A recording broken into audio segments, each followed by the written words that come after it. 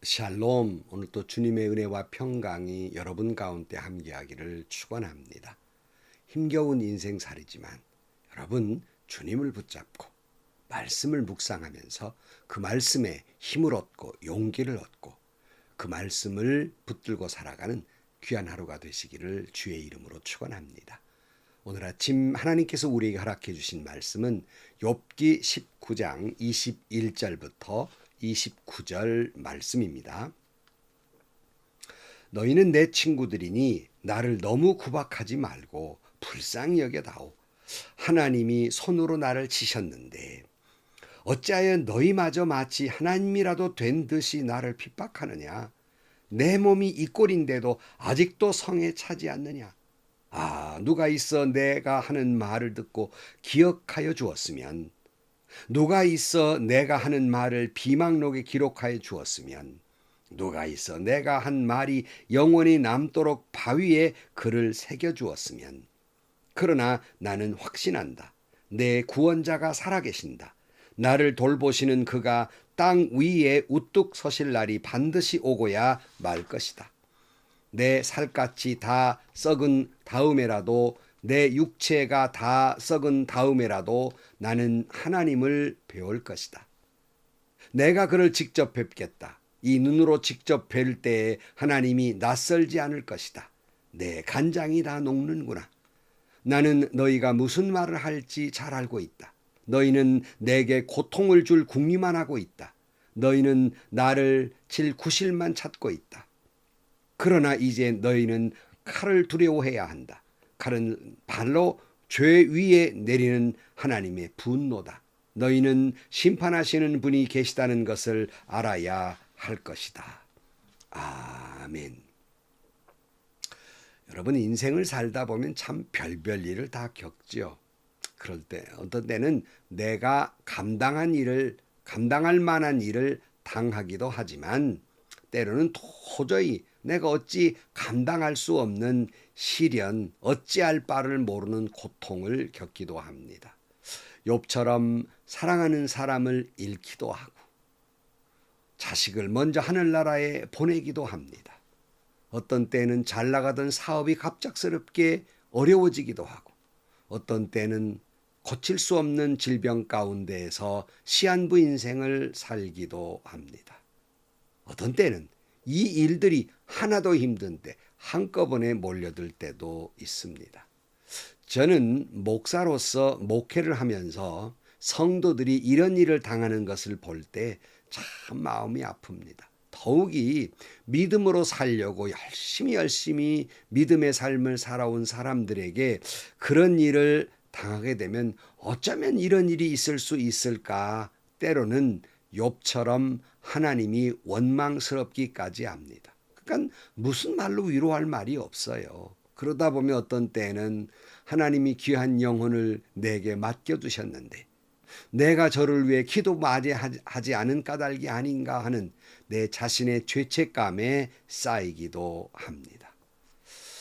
이런 때 성도들에게 할 말이 없지만 그래도 이런 말로 그들을 위로합니다.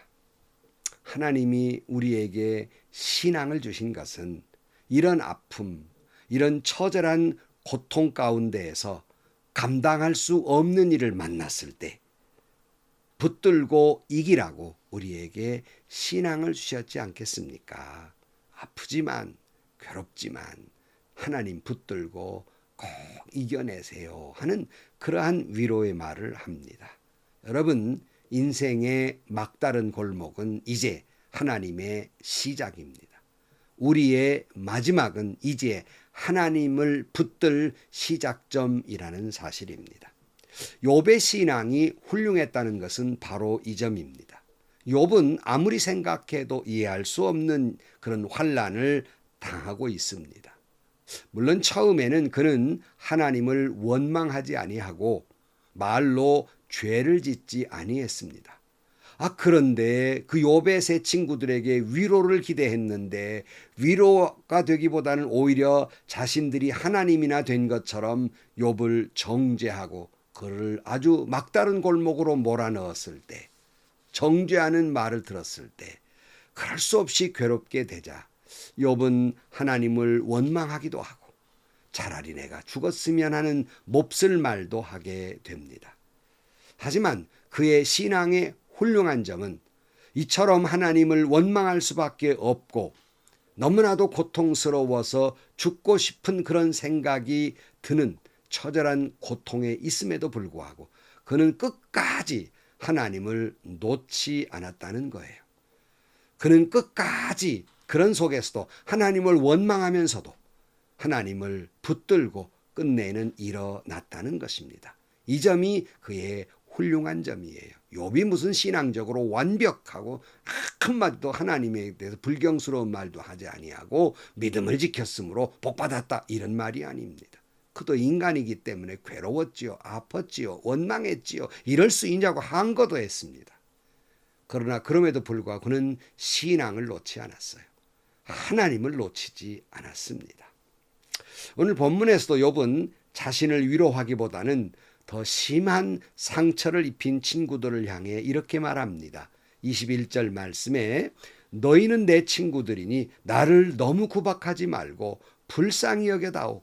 하나님이 손으로 나를 치셨는데 어찌하여 너희마저 마치 하나님이라도 된 듯이 나를 핍박하느냐. 내 몸이 이 꼴인데도 아직도 성에 차지 않느냐. 이렇게 말해요. 정말 욥은 새 친구들에게 호소하고 있는 거예요. 친구들아, 그만 좀 나를 괴롭혀라. 하나님이 나를 괴롭히는 것도 힘들어서 죽고 싶은데 너희들마저 그러느냐. 제발 나를 이제 불쌍히 여겨다오. 내 몸마저 이 지경이 됐는데 아직도 너희들 성에 덜 차냐. 나를 불쌍히 여겨다오 하는 거예요. 정말 괴로움 가운데에서 그는 친구들에게 호소하고 있는 겁니다. 여러 번 말씀드렸습니다마는 욥의 세 친구들이 하나님의 말씀을 들먹이면서 자신들의 신앙과 영적인 체험과 대대로 내려오는 지혜를 들먹이면서 그걸 가지고 욥을 위로하고 사랑하고 긍휼히 여겼던 것이 아니라 구박했단 말이에요. 비난했단 말이에요. 회개하라고 정죄했단 말이에요. 욥이 뭐라고 표현했어요? 너희가 마치 하나님이라도 된 듯이. 제가 여러 번 이 말을 했잖아요. 욥의 세 친구들이 하나님 됐다고. 지금 욥이 지금 그런 말을 하고 있는 거예요. 너희가 지금 하나님이라도 된 것처럼 나를 이렇게 괴롭히느냐? 이렇게 말하고 있는 겁니다. 제발 나를 불쌍히 여겨다오 하고 호소하고 있습니다. 여러분 참 욥이 불쌍하잖아요. 근데 여러분 생각해 보면 불쌍한 것은 고통받고 있는 욥뿐만 아니라 환난을 당하고 있는 욥만 불쌍한 것이 아니라 사실은 모든 인생은 불쌍한 존재들이에요. 이 불쌍하다는 말을 달리 말씀을 드리면 다 위로받고 싶은 사람들이에요. 어느 한 사람도 빠짐없이 위로가 받고 싶어 해요. 그래서 여러분 남편도 불쌍하고 위로가 필요한 사람들이고 아내도 그렇고요. 자식도 불쌍한 존재들이고요. 부모님들도 불쌍한 존재고 자식들의 위로가 필요하고요. 목사님들도 장로님들도 권사님도 집사님들도 다 불쌍한 존재이고 위로가 필요한 존재예요. 그래서 제가 그저 목회를 하면서 설교하다가도 교인들에게 여러분 여기 이 목사도 여러분의 위로가 필요합니다. 이렇게 호소한 적도 한두 번이 아닙니다. 참 불쌍한 존재들이기 때문에 불쌍히 여겨 주어야 한다는 거예요. 그런 의미에서 보면 우리는요 모든 인생을 바라다 볼 때에 끓어오르는 긍휼의 마음을 품고 이게 하나님의 마음인데요. 이 마음을 품고 인생을 보아야 합니다. 이것이 하나님의 마음이고 예수님의 마음이에요. 호세아서 11장 8절 말씀에 이렇게 말씀하고 있지 않아요? 에브라임아 내가 어찌 너를 버리겠느냐. 이스라엘아 내가 어찌 너를 원수의 손에 넘기겠느냐. 내가 어찌 너를 아드마처럼 버리며 내가 어찌 너를 스보임처럼 만들겠느냐. 너를 버리려고 하여도 나의 마음이 허락하지 않는구나. 너를 불쌍히 여기는 애정이 나의 속에서 불길처럼 강하게 치솟아 오르는구나. 그랬어요. 이 하나님의 마음이에요. 긍휼의 마음이 불붙는 듯하다. 개역 개정성경에는 이렇게 표현하고 있어요. 불붙는 듯하다. 근데 이것은 예수님의 마음도 그래요. 자식을 잃고 통곡하고 있는 과부에게 누가복음 7장 13절 말씀에 주님께서 그 여자를 보시고 가엾게 여기셔서 말씀하셨다. 울지 말라. 여러분, 여기서 여러분 이렇게 울고 있는 과부에게 일반 교인들이 뭐라고 그래요? 나 하늘나라 갔는데 뭐 그렇게 우느냐고 이렇게 말해요. 그러나 주님은 어찌하여 너 자식 하늘나라 갔는데 우느냐 이렇게 먼저 말씀하지 않았어요. 먼저 하신 것은 불쌍히 여기시고 그 다음 복음이지, 복음이 먼저가 아니에요. 먼저 불쌍히 여기시고. 여러분, 전도라고 하는 것은 영혼에 대한 긍휼, 불쌍히 여기는 마음이 없이는 전도가 되지 않는 거예요. 먼저 불쌍히 여기는 마음이 필요한 거예요. 주님은 나병 환자에게도 뭐라고 그래요? 마가복음 1장 41절. 예수께서 그를 불쌍히 여기시고 손을 내밀어 그에게 대시고 말씀하셨다. 그렇게 해주마 깨끗하게 되어라. 먼저 긍휼이 먼저예요. 주님은 사역을 하면서 이런 마음으로 사역을 하셨다고 먼저는 마태복음 9장 35절 말씀에 예수께서는 모든 도시와 마을로 두루 다니시면서 유대 사람의 여러 회당에서 가르치시며 하늘나라의 복음을 선포하며 온갖 질병과 온갖 아픔을 고쳐주셨다. 예수께서 무리를 보시고 그들을 불쌍히 여기셨다. 그들은 마치 목자 없는 양과 같이 고생에 지쳐서 기운이 빠져 있었기 때문이다. 마가복음 6장 34절.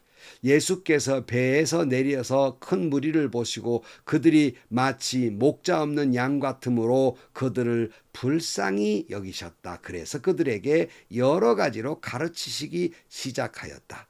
주님이 이 땅에 온 것도 모든 인생을 죄 가운데 허덕이는 인생을 불쌍히 여기서 이 땅에 오신 것입니다.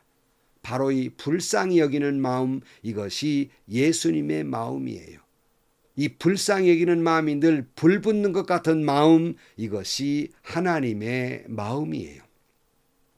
그런 거로 여러분, 누군가 욥처럼 여러분에게 불쌍히 여겨달라고 호소하기 전에 모든 인생이 그들의 눈이 그렇게 호소하고 있으니 여러분 모든 인생을 긍휼과 자비의 눈으로 바라보셔야 합니다.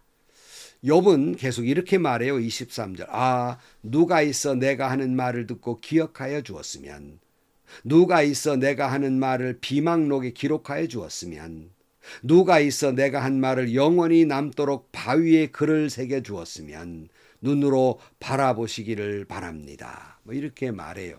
그러니까 이 말의 뜻은 욥은 그의 처절한 고통과 아픔이 있는데 언젠가는 누군가는 나의 이 고통, 나의 이 괴로움을 들어줄 사람, 알아줄 사람이 있기를 기대하면서 이것을 영원한 것에 새겨두었으면 언젠가는 그런 날이 오겠지 하는 기대의 마음을 품고 하는 말이에요. 지금은 아무도 안 알아주니까.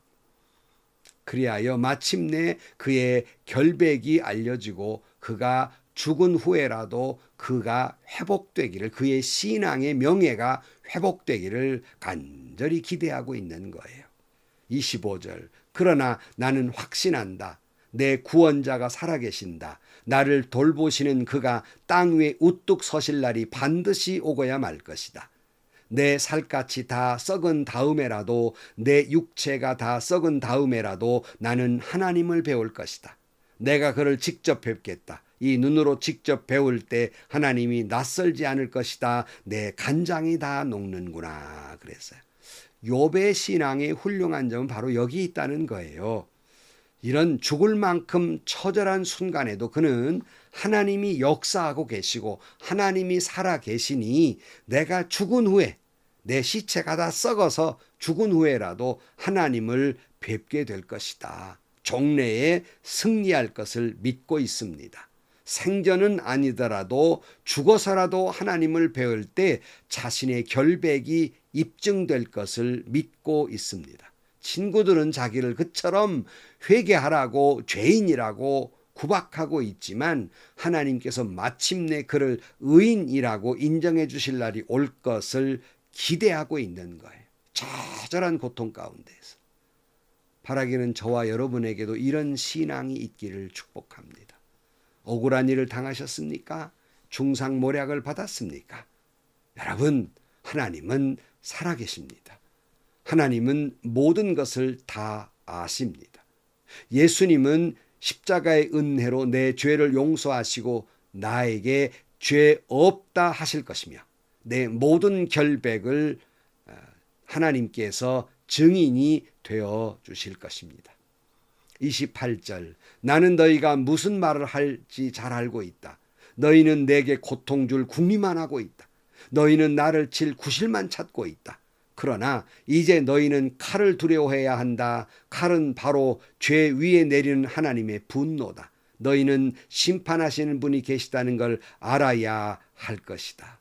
여러분, 불쌍히 여기는 눈이 아니라 위로하려는 것이 아니라 동감하는 마음을 품지 아니하고 관찰자로서 심판자로서 이렇게 정죄하려는 눈, 쏘아보는 눈으로 인생을 사는 사람에게는 그 남의 잘못만 찾아내려는 구실을 찾는 사람들에게는 반드시 하나님이 벌을 내릴 것이라고 주장하고 있는 겁니다.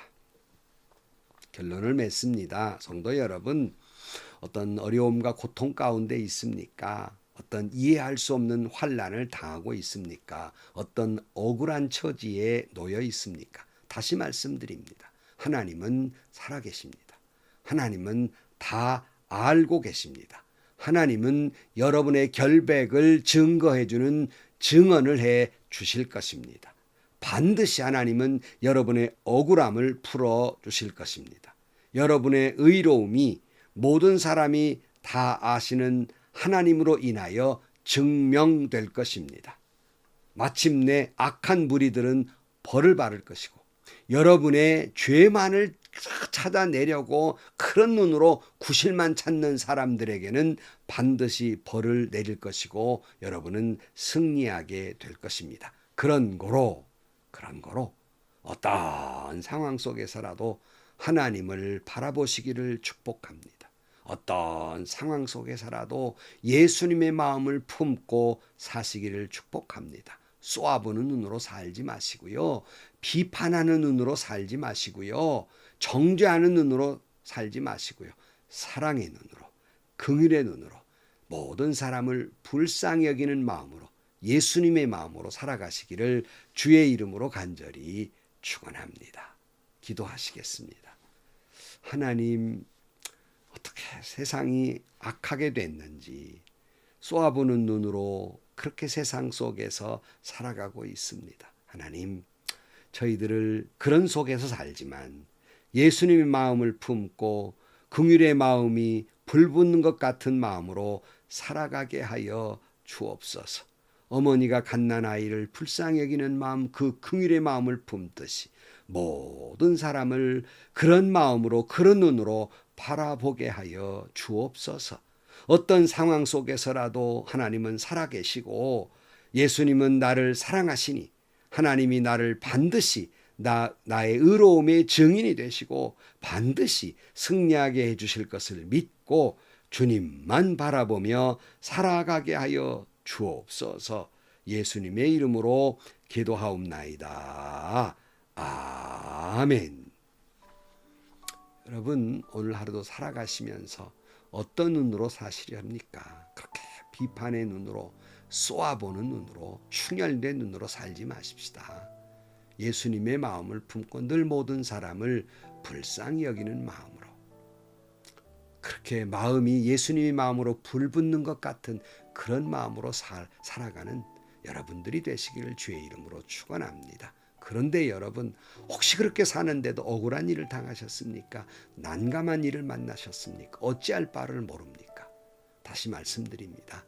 하나님은 살아계십니다. 예수님은 여러분을 사랑하십니다. 성령님은 여러분 안에 계십니다. 믿고 주님 부여잡고 오늘 또 사랑의 마음으로, 긍휼의 마음으로 승리하며 살아가는 여러분들이 되시기를 주의 이름으로 간절히 축원합니다. 행복하시고요. 좋은 일이 가득한 하루가 되시기를 주님의 이름으로 간절히 축원합니다.